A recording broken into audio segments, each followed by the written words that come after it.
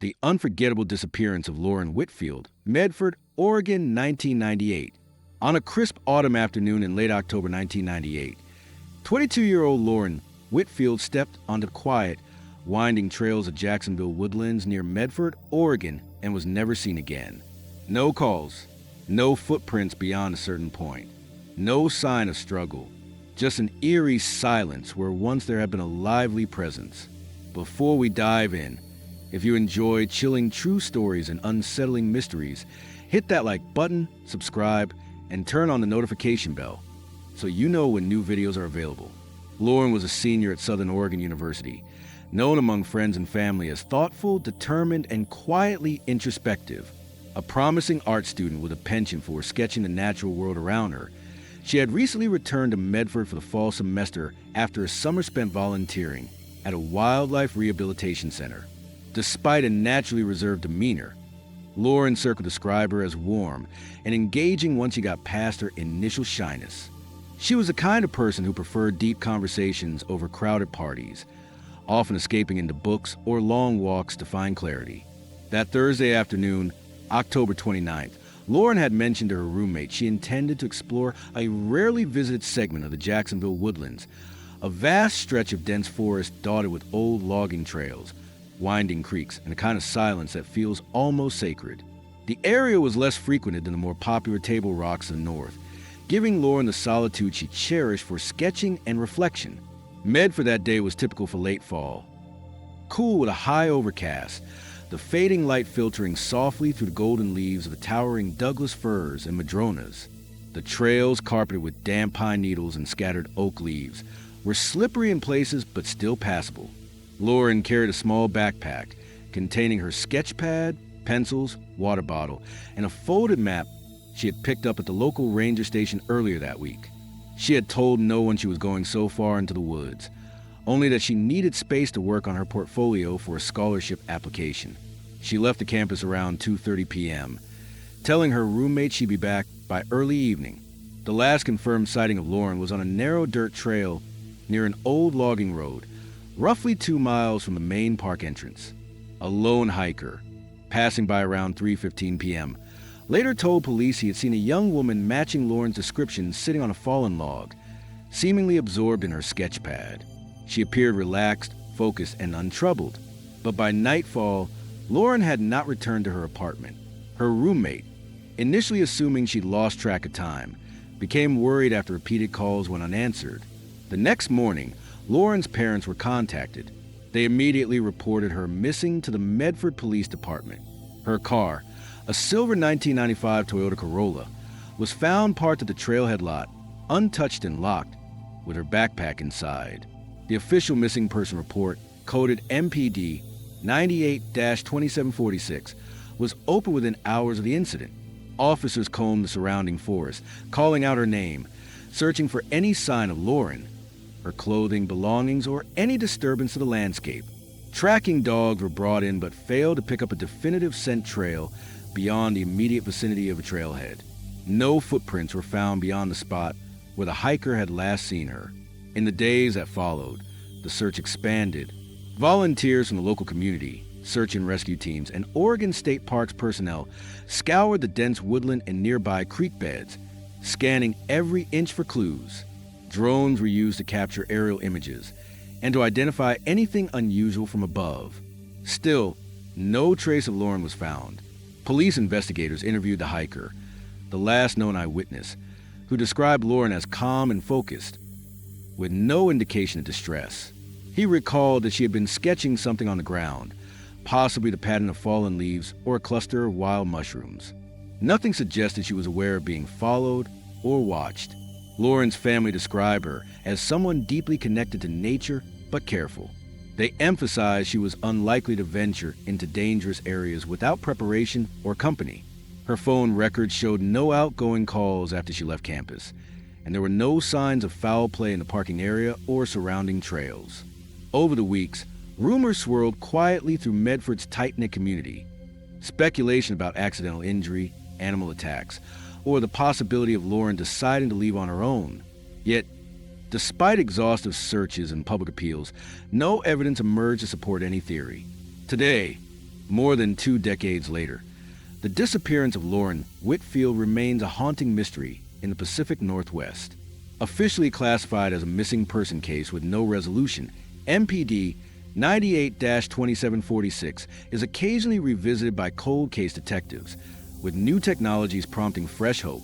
But the dense Oregon woods hold their secrets tight, and Lauren's fate remains unknown, a silent echo of absence in the rustling leaves.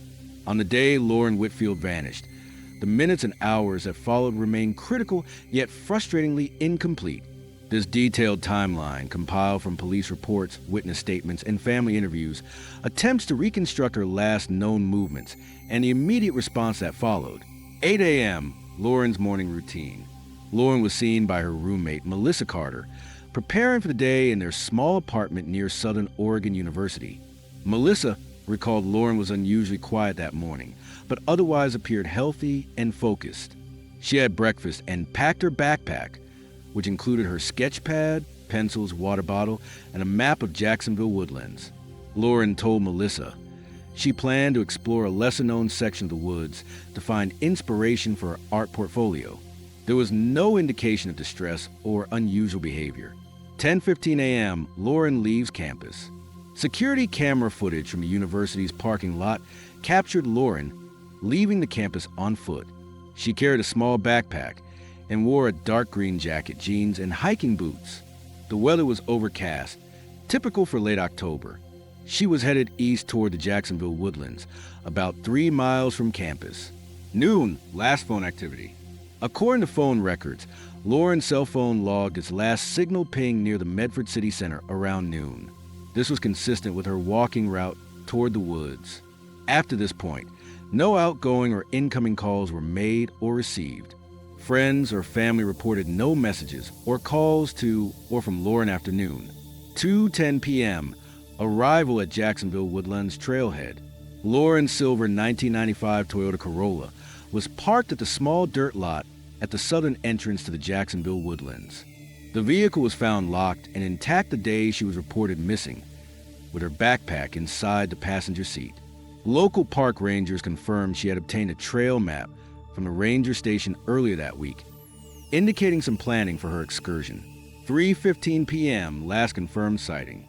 A crucial eyewitness, a 43-year-old hiker named Ronald Jenkins, was hiking a nearby trail when he encountered Lauren. Jenkins told investigators he saw a young woman sitting on a fallen log near a fork in the trail, sketching intently on a pad. He described her as calm and completely absorbed in her work, with no sign of urgency or distress. Jenkins reported that no one else was in the immediate area, and Lauren appeared to be alone. He recalled that the sky was gray, but the air was still and the forest was quiet, except for the distant bird song. 3:45 p.m., unconfirmed phone ping. An unverified phone signal was detected approximately 2.3 miles north of the trailhead, near an abandoned logging road, outside the main park boundaries. Police later determined that this ping was likely unrelated to Lauren's phone due to inconsistent signal strength and timing. However, the anomaly was noted in case it could lead to new information. 4:30 p.m., Lauren's roommate reports concern. Melissa attempted to contact Lauren multiple times but received no answer. By 4:30 p.m., she found Lauren's car still at the trailhead, but Lauren had not returned. Alarmed, Melissa called Lauren's parents, who agreed to alert local authorities. 5 p.m., missing person report filed, MPD 98-2746. The Medford Police Department received an official missing person report from Lauren's family. Officer Carl Benson was assigned the initial case, and the first search parties were organized to comb the immediate forested area around the trailhead. 6:15 p.m., initial search and evidence collection. Search teams, including Medford Police Department officers, volunteer rangers, and K-9 units, began systematic grid searches of the wooded area. The dogs indicated Lauren's scent was strongest near the trailhead, but became faint and inconsistent further along the main trail. No physical evidence, such as clothing, personal belongings, or signs of struggle, was found. Lauren's backpack was found locked inside her car with her sketch pad and pencils untouched, suggesting she had carried these with her into the woods. 8 p.m. Family arrives at the trailhead. Lauren's parents, David and Karen Whitfield, arrive and join officers at the search command post. Emotionally shaken, they describe Lauren as cautious and responsible, expressing disbelief that she would wander into danger without notice. Karen Whitfield, visibly distressed, told reporters, "Lauren is careful. She wouldn't just disappear like this." The following days, expanding the search. October 30th, 1998, Day 2. Search efforts intensified with the arrival of specialized teams from Oregon state parks and volunteer search and rescue groups. Drones were deployed to capture aerial views of the rugged terrain. Helicopters scanned from above, but no visual signs were detected. Officials maintained a cautious tone, warning against speculation. "We are committed to finding Lauren Whitfield," said Sergeant Emily Hawthorne of Medford PD, "but the forest is vast and difficult to search thoroughly." October 31st, 1998, media coverage begins. Local news outlets, including the Medford Mail Tribune, ran stories highlighting Lauren's disappearance. Her image was broadcast on regional stations, and an emotional appeal from her parents urged anyone with information to come forward. Media attention brought new witnesses to the forefront, but also sparked unfounded rumors in the community.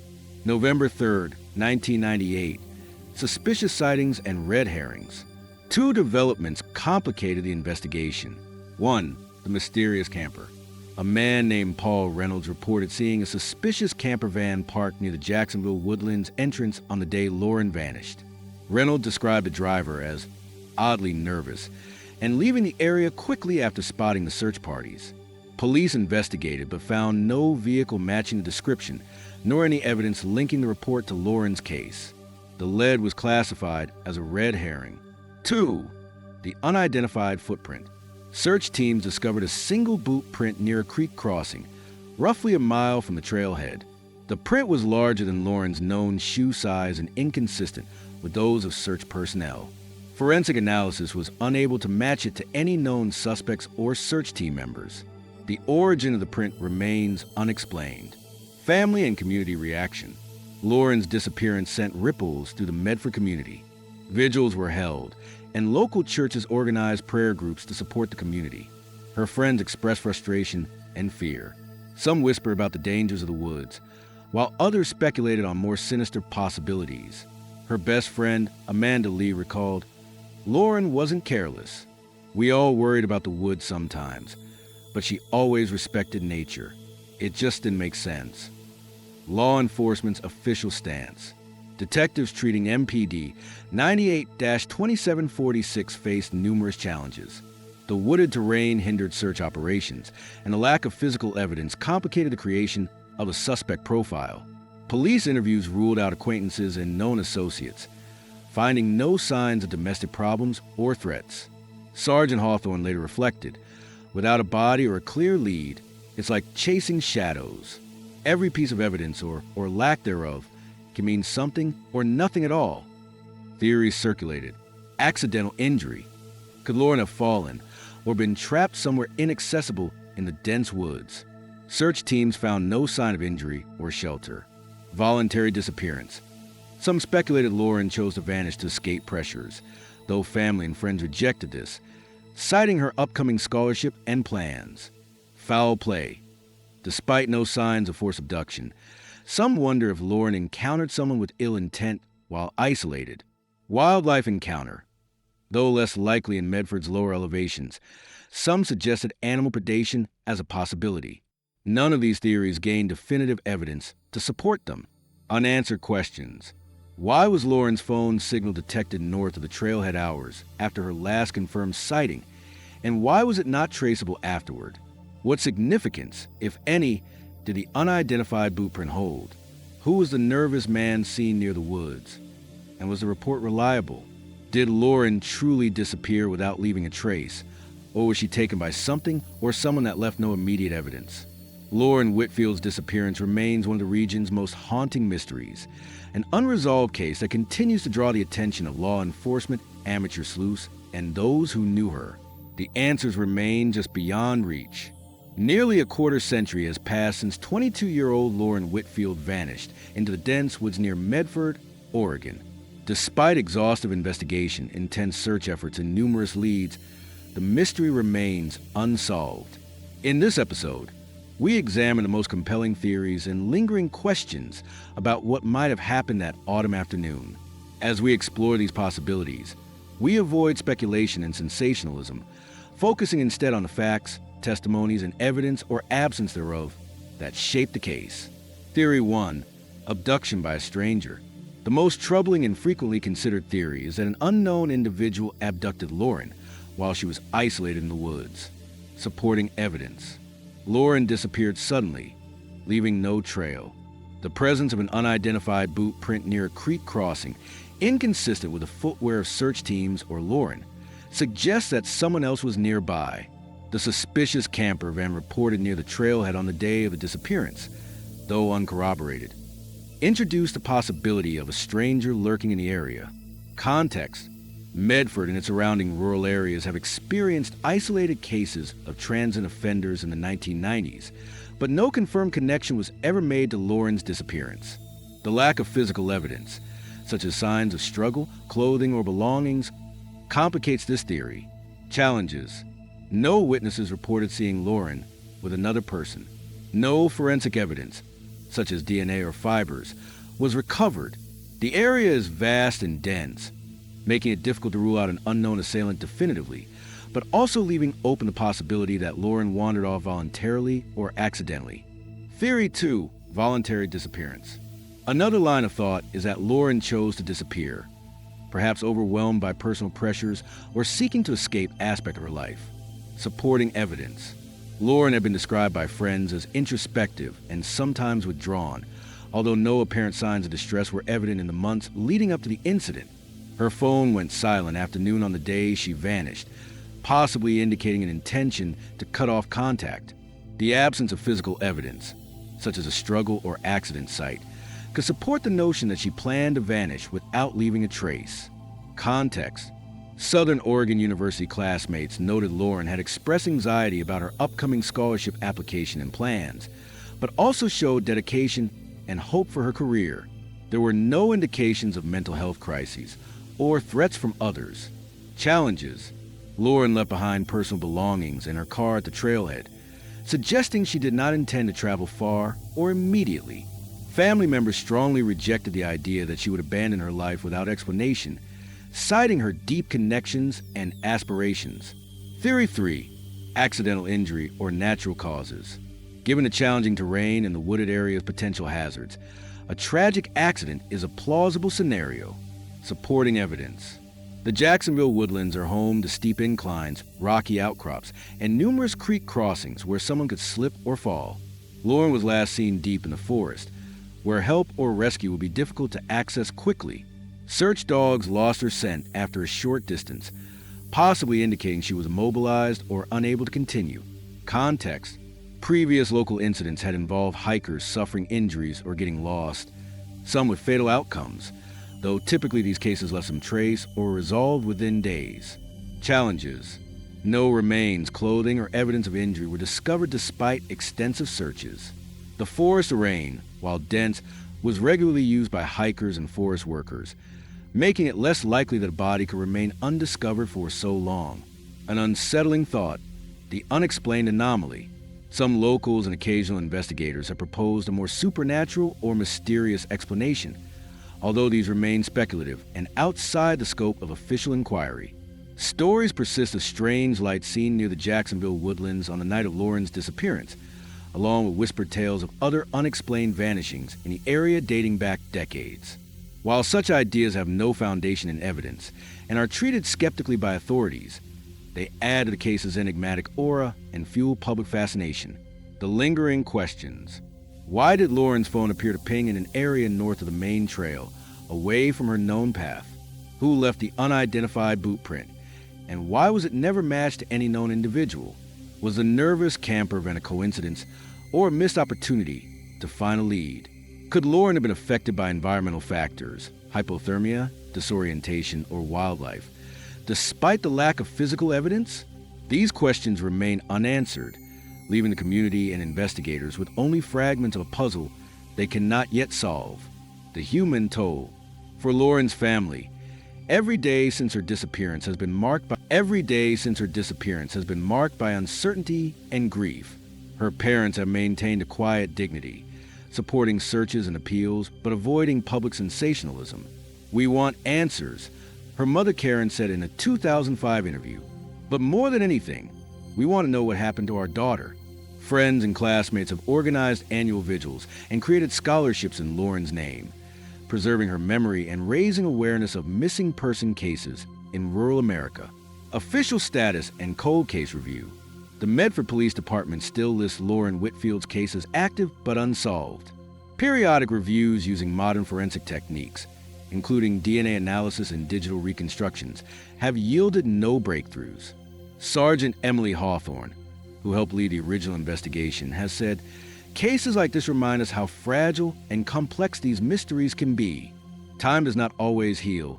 It can deepen the questions." The disappearance of Lauren Whitfield stands as a somber reminder of the many unanswered questions that linger in missing person cases. Despite thorough investigations and community efforts, no definitive conclusion has been reached. What do you think happened to Lauren Whitfield? Was it a tragic accident, an abduction, a voluntary disappearance, or something far more mysterious? Drop your thoughts in the comments. Subscribe to the channel for more content relating to unsolved disappearances, true crime mysteries, and the hidden horrors that shape our world. Until next time, stay vigilant and continue to seek the truth